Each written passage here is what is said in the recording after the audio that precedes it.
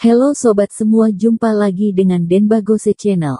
Bagaimana kabar sobat semua? Sebelum kita mulai cerita ini, ayo silakan subscribe, like, komen, share dan nyalakan loncengnya untuk mendapatkan notifikasi terbaru ketika Mimin upload videonya.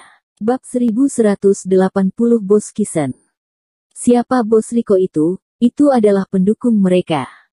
Sekelompok orang ini melihat Bos Riko seolah-olah seekor tikus bertemu dengan seekor kucing, sangat ketakutan.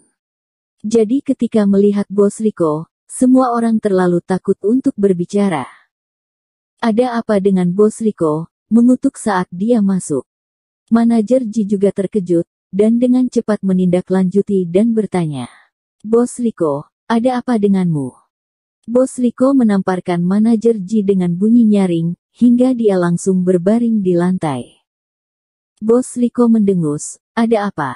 Aku bunuh kamu, percaya atau tidak? Manajer Ji melongo, terbaring di lantai dengan wajah polos. Kata Thomaskin saat melihat ini. Kamu berdiri di samping dulu. Thomaskin berbicara, dan Bos Riko mengangguk dengan cepat dan berdiri di samping dengan jujur, keringat dingin di kepalanya. Manajer Ji dan resepsionis wanita tercengang. Kapan Bos Riko menjadi begitu patuh? Kata-kata Thomaskin benar-benar bisa menggertaknya. Ini. Saat itu, sebuah mobil mewah lain terparkir di depan pintu, Audi A8, mobil eksklusif Rudianto Yan. Tak lama kemudian, Rudianto Yan dan Hanson Long turun dari mobil. Keduanya berlari jauh dan bergegas masuk. Melihat pemandangan di depan mereka, mereka mengerutkan kening. Tuan Qin, ini. !2. Manajer Ji dan resepsionis wanita tercengang, dan penjaga keamanan juga tercengang. Bukankah ini Kak Samuel dan Kak Hanson? Mengapa keduanya juga ada di sini? Kehadiran Bos Riko cukup mengagetkan mereka, tidak menyangka Kak Samuel dan Kak Hanson juga muncul. Ini terlalu menakutkan. Peristiwa besar apa yang akan terjadi hari ini? Mengapa memanggil begitu banyak orang? Thomaskin berkata, kamu juga berdiri di sana dulu.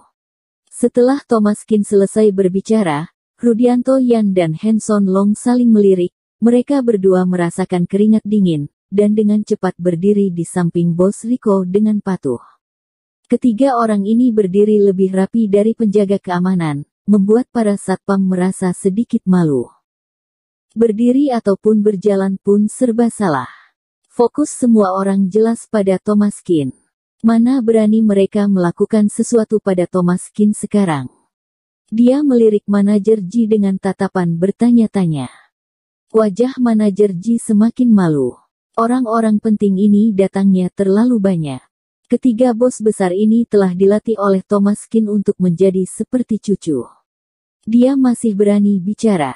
Berbaring di sana dan terus berpura-pura mati, manajer Ji tidak mengatakan apa-apa, semua orang menatapnya dengan mata besar. Semenit kemudian Bos Kisen melaju ke pintu. Setelah masuk, nafasnya agak pendek, sepertinya dia cemas. Lagi pula dia juga sangat jauh, 10 menit, entah terobos berapa merah lampu untuk datang. Setelah memasuki ruangan, manajer Ji benar-benar bingung. Kisen Tong, Bos Kisen. Meskipun Bos Kisen berasal dari provinsi tetangga, tetapi juga sangat terkenal di sini, sekelas berat dengan Kak Monica, tidak pernah menyangka bahwa Bos Kisen akan muncul. Mungkinkah karena WeChat Thomaskin? Bos Kisen menghampiri Thomaskin dengan hormat. Tuan Qin, perlu aku berurusan dengan siapa? Bos Kisen masih relatif tenang dan gesit dalam melakukan sesuatu. Jika Thomaskin memberikan perintah, orang yang hadir akan melakukan apapun yang mereka inginkan. Thomaskin menunjuk Rudianto Yan. Kamu berdiri di sana dulu. Bos Kisen tidak berani membantah, dan langsung berdiri di samping Rudianto Yan. Beberapa orang berdiri berjajar sangat rapi. Seolah-olah Thomaskin sedang memberi mereka pelajaran. Melihat gambar ini, kaki manajer Ji sudah agak lemas. Tadi tidak ingin berdiri karena penghindaran, tetapi sekarang tidak bisa berdiri karena kaki lemas. Siapa sebenarnya Thomaskin ini? Saat Bos Kisen tiba dengan kaki Depannya, mobil G besar berhenti di pintu, dan seorang wanita berbaju merah dan seorang pria paruh baya masuk. Kak Monica, Kak Rudy. Manajer Ji benar-benar bingung. Kak Monica juga ada di sini. Monica Lei, penguasa itu adalah kota X, tokoh terkuat di Provinsi Handong. Dan dia masih wanita yang kuat, tapi dia muncul secara tak terduga. Monica Lei menjadi terkenal sangat awal, tetapi telah menjadi bawahan orang Yin. Kemudian, setelah mantan penguasa kota X dibunuh oleh Thomas Qin, Monica Lei mengambil tempat pertama.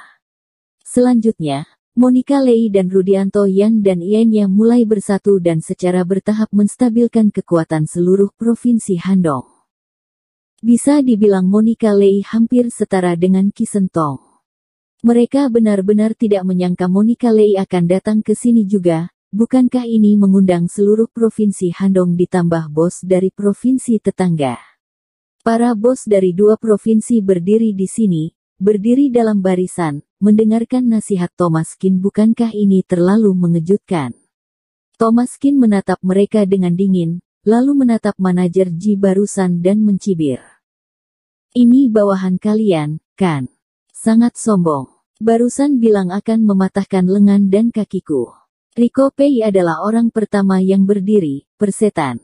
Berani tidak menghormati Tuan Qin. Setelah berbicara, Rico Pei mengambil bangku dan membantingnya. Bang bang bang.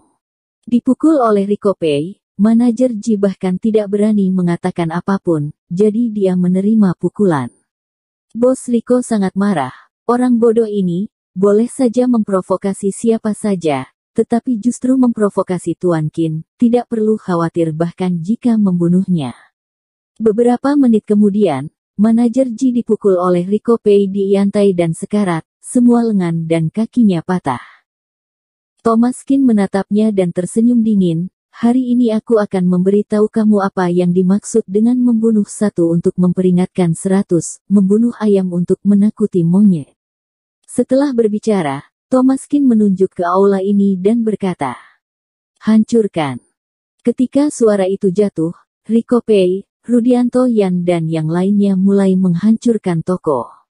Para bos semua bekerja, dan penjaga keamanan tidak berani diam.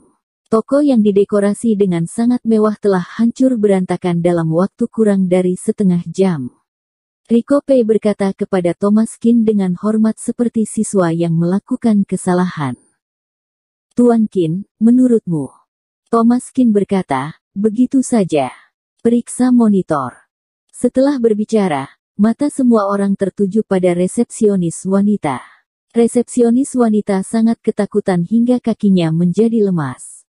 Ketika manajer Ji dipukuli barusan, resepsionis wanita itu takut mati, karena takut dia yang akan dipukuli berikutnya.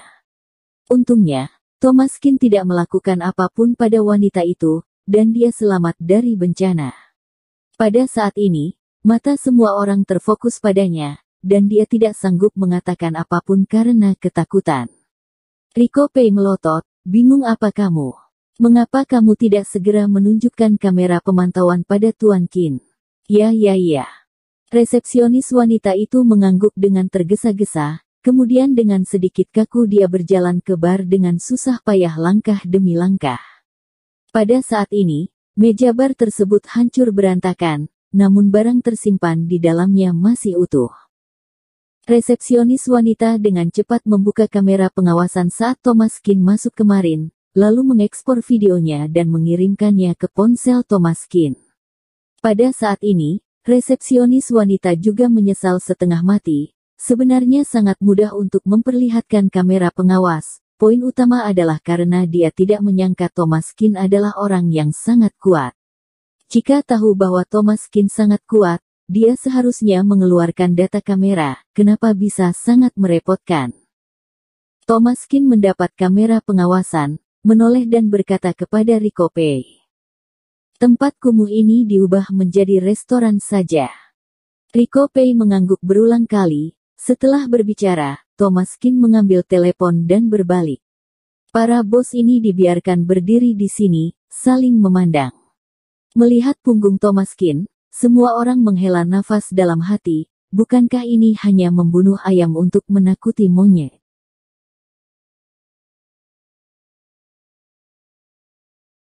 Bersambung.